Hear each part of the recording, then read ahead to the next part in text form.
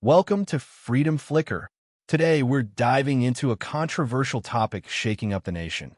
President Donald Trump's plan to deploy National Guard troops to Chicago to combat crime. Is this a bold move to restore order or a dangerous overreach of federal power? We'll break it down with facts, perspectives, and critical analysis. Chicago has long been a flashpoint in debates about crime, but Trump's latest announcement has sparked fear, defiance, and heated discussion. Stick with us as we unpack the issue and what it means for America. Before we start, hit that subscribe button and ring the bell to join the Freedom Flicker community for more hard-hitting discussions. Chicago has been labeled a crime-ridden hellhole by some, but what's the real story? Despite high-profile incidents, data shows violent crime, including shootings, has dropped in recent years. For example, city data indicates fatal and non-fatal shootings are down compared to previous years, part of a national trend of declining violent crime. However, spikes in gun violence, like the 60 people shot over Labor Day weekend 2025, keep Chicago in the spotlight. These incidents fuel narratives about the city being out of control, but are they the full picture? Critics argue the focus on Chicago ignores progress in community programs and police reform, while others say more drastic measures are needed. Let's set the stage for Trump's plan. On September 2nd, 2025, President Trump announced plans to deploy National Guard troops to Chicago, though he didn't specify when. He cited recent shootings, calling Chicago a hellhole and claiming he could solve crime in a week. Trump's rationale? He says he has an obligation to protect this country, pointing to Chicago's gun violence as a national issue. He's also tied the deployment to immigration enforcement, suggesting a dual focus on crime and deportations. This isn't the first time Trump has targeted Chicago. His administration has already deployed troops in Washington, D.C. and Los Angeles, raising questions about his broader strategy. Is this about safety or a political statement? Illinois leaders aren't rolling out the welcome mat.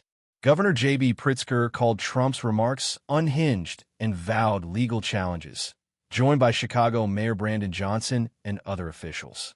Pritzker and Johnson argue the National Guard lacks training for urban policing and could escalate tensions rather than reduce crime.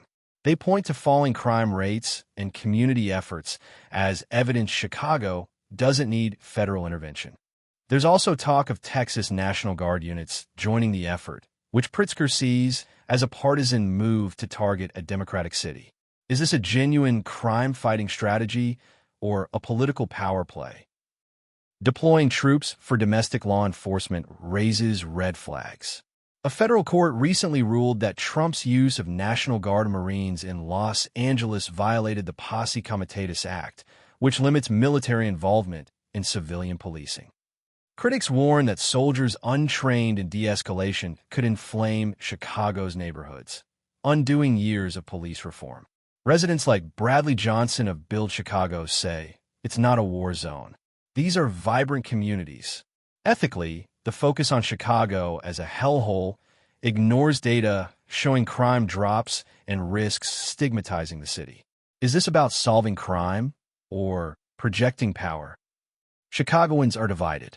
Some residents, frustrated by persistent gun violence, might welcome federal help. Others see troops as an occupation, threatening civil liberties and community trust. Nationally, Trump's strategy could set a precedent.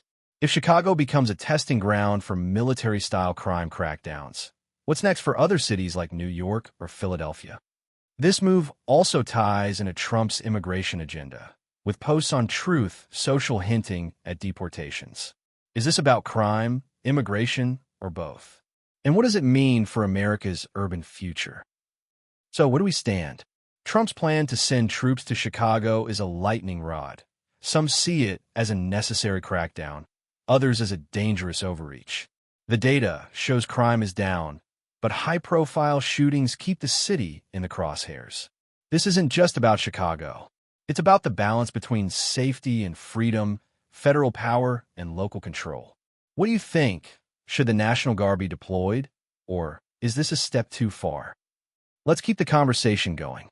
Drop your thoughts in the comments, share this video, and let's spark a discussion on Freedom Flicker.